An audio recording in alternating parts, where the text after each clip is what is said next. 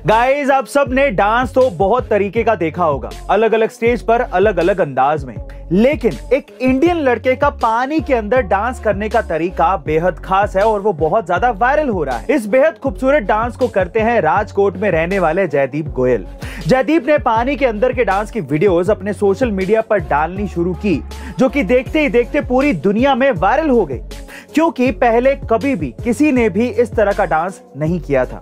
उनके dance performance किसी super hero movie की तरह दिखते हैं और ये 4 मिनट तक पानी में बिना सांस लिए पानी के अंदर रह सकते हैं, जो कि सच में किसी सुपर पावर से कम नहीं है। इसलिए लोग उन्हें इंडियन हाइड्रोमैन के नाम से बुलाते हैं।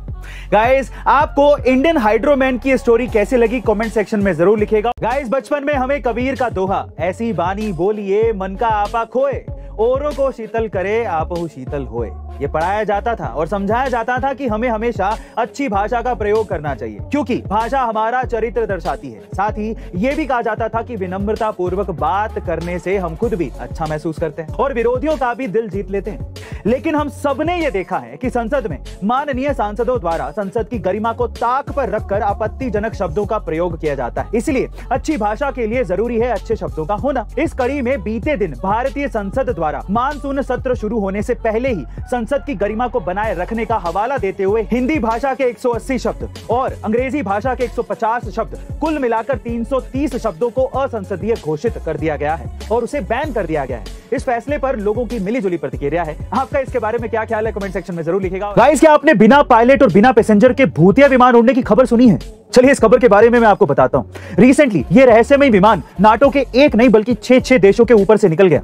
ये रहस्यमय विमान बुल्गारिया की सीमा में आने से पहले रोमानिया और हंगरी में घुस गया। इसके बाद ये विमान पोलैंड, स्लोवाकिया, बुल्गारिया और लिथुआनिया की हवाई सीमा में चला गया। ये सब देख नाटो के 2 देश रोमानिया और हंगरी अपने फाइटर जेट के साथ इस रहस्यमय विमान पर हमला करने के लिए तैयार हो गए। लेकिन इस रहस्यमय विमान से कोई जवाब ना मिलने पर इस पर हमला नहीं कर पाए और उसका पीछा करने लगे। पर हैरानी की बात यह हुई कि जब ये विमान बुल्गारिया खेतों में मिला तब उसमें ना तो कोई पायलट मौजूद था और ना ही कोई पैसेंजर। बहरहाल कहा यह भी जा रहा है कि ये विमान बीच में हंगरी में भी लैंड हुआ था और तब उसमें करीब 5 से 6 लोग रिफ्यूलिंग के लिए उतरे थे, पर पुलिस के डर से भाग गए। लेकिन अगर ऐसा हुआ भी था तो फिर यह विमान बुल्गारिया के खेतों में कैसे पहुंचा? गाइस, एप्पल के फाउंडर स्टीव जॉब्स आज भी जिंदा होते अगर उन्होंने ये गलती ना की होती।